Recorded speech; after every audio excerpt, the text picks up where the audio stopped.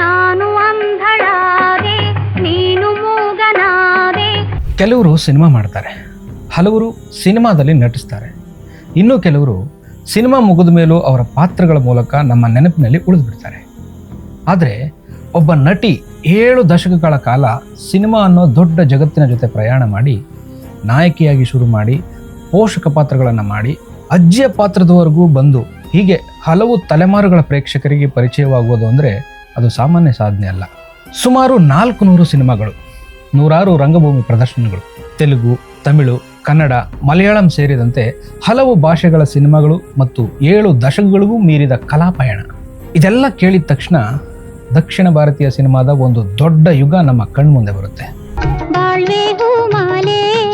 ಅನುರಾಗದ ಸೂವಾಲೆ. ಆ ಕಾಲದಿಂದ ಈ ಕಾಲದವರೆಗೂ ಮುನುಗುತ್ತಿದ್ದ ತಾರೆಯೊಂದು ಇಂದು ಮರೆಯಾಗಿದೆ ಅಂದರೆ ಅದು ಸಾಹುಕಾರ್ ಜಾನಕಿ ಅಮ್ಮ. ಸಾಹುಕಾರ್ ಜಾನಕಿ ಅಮ್ಮ ಆಗಸ್ಟ್ 21, 2026 ತಮ್ಮ 94ನೇ ವಯಸ್ಸಿನಲ್ಲಿ ಅವರು ವಯೋಸಹಜವಾಗಿ ನಮ್ಮನ್ನೆಲ್ಲ ಅಗಲಿದ್ದಾರೆ. ಅವರ ನಿಧನದ ಸುದ್ದಿ ಕೇಳಿದಾಗ ಒಬ್ಬ ಹಿರಿಯ ನಟಿ ಹೋಗಿದ್ದಾರೆ ಅನ್ನೋದಕ್ಕಿಂತ ಒಂದು ಯುಗ ಮುಗಿದಂತಾಗಿದೆ ಅನ್ನೋ ಭಾವನೆ ಬರೋದು ಸಹಜ. ಇವತ್ತು ನಾವು ಮಾತಾಡೋದು ಅವರ ಅಂತಿಮ ದಿನದ ಬಗ್ಗೆ ಮಾತ್ರ ಅಲ್ಲ, ಅವರ ಸಿನಿ ಬದುಕಿನ ಬಗ್ಗೆ. ಅವರು ಸಿನಿಮಾ ಲೋಕಕ್ಕೆ ಬಂದದ್ದು ಹೇಗೆ, ಸಾಹುಕಾರ್ ಜಾನಕಿ ಅಮ್ಮ ಅನ್ನೋ ಹೆಸರು ಹೇಗೆ ಬಂತು, ನಾಯಕಿಯಾಗಿ ಬೆಳೆದು ಬಂದು ಮುಂದೆ ಪೋಷಕ ನಟಿಯಾಗಿ, ತಾಯಿಯಾಗಿ, ಅಜ್ಜಿಯಾಗಿ ಕೂಡ ಅದೇ ಗೌರವ ಉಳಿಸ್ಕೊಂಡಿದ್ದು ಹೇಗೆ, ಮತ್ತೆ ಕನ್ನಡ ಸಿನಿಮಾದ ಜೊತೆಗೆ ಅವರ ಸಂಬಂಧ ಹೇಗಿತ್ತು, ಇದೆಲ್ಲ ಮಾತಾಡೋಣ.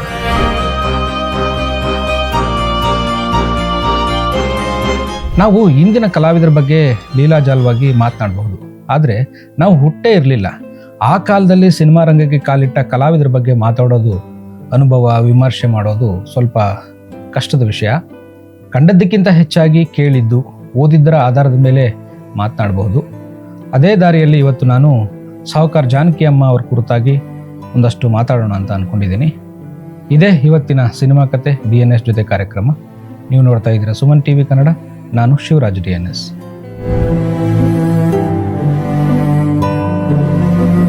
ಸಾಹುಕಾರ್ ಜಾನಕಿ ಅಮ್ಮ ಅಂದರೆ ನಮಗೆ ಮೊದಲು ನೆನಪಾಗೋದು ಒಬ್ಬ ಹಿರಿಯ ನಟಿ, ಒಬ್ಬ ಕ್ಯಾರೆಕ್ಟರ್ ಆರ್ಟಿಸ್ಟ್ ಅಥವಾ ಒಂದು ಕಾಲದ ನಾಯಕಿ ಅಷ್ಟೇ ಅಲ್ಲ. ನಿಜ ಹೇಳಬೇಕಂತಂದರೆ ಈ ಮೂರೂ ಹೌದು, ಆದರೆ ಅವರು ಈ 3 ಹಂತಗಳನ್ನು ದಾಟಿ ಬಂದ ನಟಿ.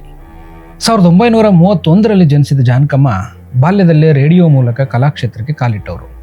ನಂತರ 1950ರಲ್ಲಿ LV ಪ್ರಸಾದ್ ಅವರ ನಿರ್ದೇಶನದ ತೆಲುಗಿನ ಸಾಹುಕಾರು ಸಿನಿಮಾದ ಮೂಲಕ ಬೆಳ್ಳಿತೆರೆಗೆ ಬಂದರು.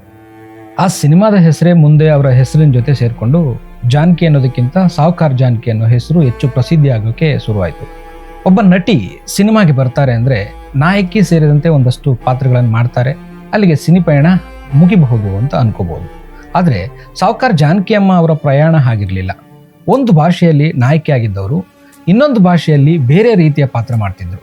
ಮುಂದೆ ಕ್ಯಾರೆಕ್ಟರ್ ರೋಲ್ ಮಾಡ್ತಾರೆ, ತಾಯಿಯಾಗಿ ಕಾಣಿಸ್ಕೊಂಡ್ರು, ಅಜ್ಜಿಯಾಗಿ ಮಾಡ್ತಾರೆ. ಆದರೆ ಪಾತ್ರ ಬದಲಾದರೂ ಅವರ ಮೇಲಿನ ಪ್ರೇಕ್ಷಕರ ಗೌರವ ಮಾತ್ರ ಬದಲಾಗಿರಲಿಲ್ಲ. ಇಲ್ಲಿ ಒಂದು ವಿಷಯ ಗಮನಿಸಬೇಕು. ಇವತ್ತು ಒಂದು ನಟಿ ಒಂದು ಭಾಷೆಯಲ್ಲಿ ಸಿನಿಮಾ ಮಾಡಿ ಇನ್ನೊಂದು ಭಾಷೆಗೆ ಹೋಗೋದು ದೊಡ್ಡ ವಿಷಯ ಅನಿಸದೇ ಇರ್ಬೋದು. ಆದರೆ 1950-60ರ ದಶಕದಲ್ಲಿ ಅದು ಅಷ್ಟು ಸುಲಭವಾಗಿರಲಿಲ್ಲ. ಅಂತಹ ಸಮಯದಲ್ಲಿ ಕನ್ನಡ, ತೆಲುಗು, ತಮಿಳು ಹೀಗೆ ಬೇರೆ ಬೇರೆ ಭಾಷೆಗಳ ಸಿನಿಮಾಗಳಲ್ಲಿ ನಿರಂತರವಾಗಿ ಕೆಲಸ ಮಾಡೋದು ಅಂತಂದರೆ ಅವರ ಪ್ರತಿಭೆಗೆ ಎಷ್ಟು ಬೇಡಿಕೆ ಇತ್ತು ಅನ್ನೋದನ್ನು ಅರ್ಥ ಮಾಡ್ಕೋಬಹುದು. ಕನ್ನಡದಲ್ಲಿ ಅವರ ಪಯಣ ಬಹಳ ಹಳೆಯದು ಅಂತ ಹೇಳ್ಬೋದು.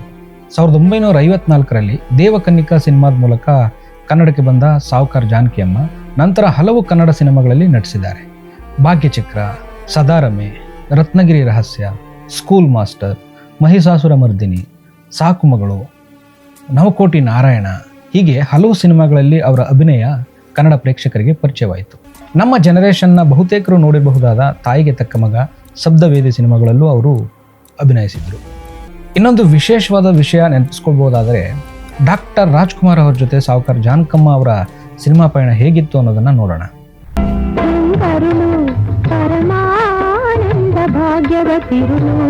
ಸಾಕು ಮಗಳು ಸಿನಿಮಾದಲ್ಲಿ ನಾಯಕಿಯಾಗಿ ಅಣ್ಣವ್ರ ಜೊತೆ ನಟಿಸಿದವರು ಹಲವು ವರ್ಷಗಳ ನಂತರ ತಾಯಿಗೆ ತಕ್ಕ ಮಗ ಸಿನಿಮಾದಲ್ಲಿ ಅವರ ತಾಯಿ ಪಾತ್ರದಲ್ಲಿ ಕಾಣಿಸ್ಕೊಂಡಿದ್ರು.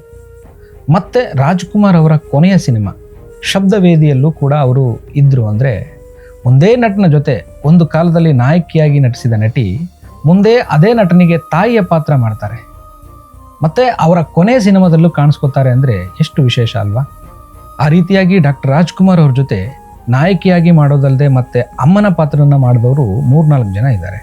ಪಂಡ್ರಿಬಾಯಿ ಅವರು, MV ರಾಜಮ್ಮ, ಅಡ್ವಾಣಿ ಲಕ್ಷ್ಮೀದೇವಿ ಮತ್ತು ಲೀಲಾವತಿ ಅವರು ಹಲವು ಬೇರೆ ಬೇರೆ ಸಂಬಂಧದ ಪಾತ್ರಗಳನ್ನು ಅವ್ರ ಜೊತೆ ಮಾಡಿದ್ದಾರೆ. ಅದು ಬೇರೆ ವಿಷಯ, ಮತ್ತೆ ಮಾತಾಡೋಣ. ಒಂದು ಕಾಲದಲ್ಲಿ ನಾಯಕಿಯಾಗಿ ನಟಿಸಿದ ನಟಿ ಮುಂದೆ ಅದೇ ನಟನೆಗೆ ತಾಯಿ ಪಾತ್ರ ಮಾಡ್ತಾರೆ ಮತ್ತು ಅವರ ಕೊನೆಯ ಸಿನಿಮಾದಲ್ಲೂ ಕಾಣಿಸ್ಕೋತಾರೆ ಅನ್ನೋದು ಒಬ್ಬ ನಟಿಯ ಸಿನಿಮಾ ಪಯಣ ಎಷ್ಟು ದೊಡ್ಡದು ಅನ್ನೋದನ್ನು ತಿಳಿಸುತ್ತೆ ಅಲ್ವಾ. ಸಾಹುಕಾರ್ ಜಾನಕಿ ಅಮ್ಮ ಅವರ ಅಭಿನಯದ ಮತ್ತೊಂದು ವಿಶೇಷತೆ ಏನಂದರೆ ಅವರು ಒಂದೇ ರೀತಿಯ ಪಾತ್ರಗಳಿಗೆ ಸೀಮಿತವಾಗಿರಲಿಲ್ಲ. ಒಂದು ಸಿನಿಮಾದಲ್ಲಿ ಭಾವುಕ ಪಾತ್ರ, ಇನ್ನೊಂದು ಸಿನಿಮಾದಲ್ಲಿ ಗಂಭೀರ ಪಾತ್ರ, ಮತ್ತೊಂದರಲ್ಲಿ middle class family women, comedy, ಹೀಗೆ ಪಾತ್ರದಿಂದ ಪಾತ್ರಕ್ಕೆ ಬದಲಾಗ್ತಾ ಹೋದರು. ಇದನ್ನೇ ಅವರ ಆಕ್ಟಿಂಗ್ ಲಾಂಜಿವಿಟಿ ಅಂದರೆ ನಟನೆಯ ದೀರ್ಘ ಪಯಣ ಅಂತ ಹೇಳಬಹುದು. ಹೀಗೆ ಒಂದೊಂದು ಸಿನಿಮಾದಲ್ಲೂ ಒಂದೊಂದು ರೀತಿಯ ಪಾತ್ರದಲ್ಲಿ ಕಾಣಿಸ್ಕೊಂಡಿದ್ರು ಅನ್ನೋದನ್ನು ಓದಿದ್ದೆ. ಆಮೇಲೆ ಕಾಲ ಬದಲಾಗುತ್ತೆ, ಸಿನಿಮಾ ಬದಲಾಗುತ್ತೆ, ಹೀರೋಗಳು ಬದಲಾಗುತ್ತಾರೆ, ಹೀರೋಯಿನ್ಗಳು ಬದಲಾಗ್ತಾರೆ, ತಂತ್ರಜ್ಞಾನ ಬದಲಾಗುತ್ತೆ, ಪ್ರೇಕ್ಷಕ ಸಿನಿಮಾ ನೋಡುವ ರೀತಿಯೇ ಬದಲಾಗುತ್ತೆ. ಆದರೆ ಸಾಹುಕಾರ್ ಜಾನಕಿ ಅಮ್ಮ ಮಾತ್ರ ಸಿನಿಮಾ ಜೊತೆ ತಮ್ಮ ಸಂಬಂಧವನ್ನು ಮುಂದುವರಿಸ್ಕೊಂಡೇ ಹೋಗ್ತಾರೆ.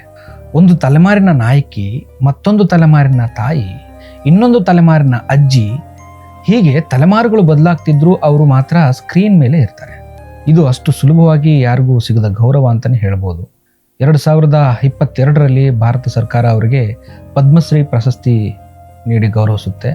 ನಂದಿ ಪ್ರಶಸ್ತಿಗಳು, ಕಲೈ ಮಾಮಣಿ ಮತ್ತು ಲೈಫ್ ಟೈಮ್ ಅಚೀವ್ಮೆಂಟ್ ಸೇರಿದಂತೆ ಹಲವು ಗೌರವಗಳು ಅವ್ರಿಗೆ ದಕ್ಕಿದೆ ಅಂತ ಹೇಳ್ಬೋದು. ಆದರೆ ನನಗನ್ಸೋದೇನೆಂದರೆ ಒಬ್ಬರು ಕಲಾವಿದರಿಗೆ ಸಿಗೋ ದೊಡ್ಡ ಪ್ರಶಸ್ತಿ ಏನು ಅಂತಂದರೆ ಅವರನ್ನು ಮುಂದಿನ ತಲೆಮಾರು ನೆನಪಿಸ್ಕೊಳ್ಳೋದು. ಅದು ಸಾಹುಕಾರ್ ಜಾನಕಿ ಅಮ್ಮ ಅವರಿಗೆ ಸಿಕ್ಕಿದೆ ಅಂತ ಹೇಳ್ಬೋದು. 2023ರಲ್ಲಿ ಬಿಡುಗಡೆಯಾದ ಅನ್ನಿ ಮುಂಚಿ ಸಗನುಮಲೈ ಅನ್ನೋ ಸಿನಿಮಾ ಅವರ ಕೊನೆ ಸಿನಿಮಾವಾಗಿತ್ತು ಅಂತ ಹೇಳಲಾಗುತ್ತೆ. ಅಂದರೆ 1950ರಲ್ಲಿ ಆರಂಭವಾದ ಸಿನಿಮಾ ಪಯಣ 2023ರವರೆಗೂ ಮುಂದುವರಿಯಿತು.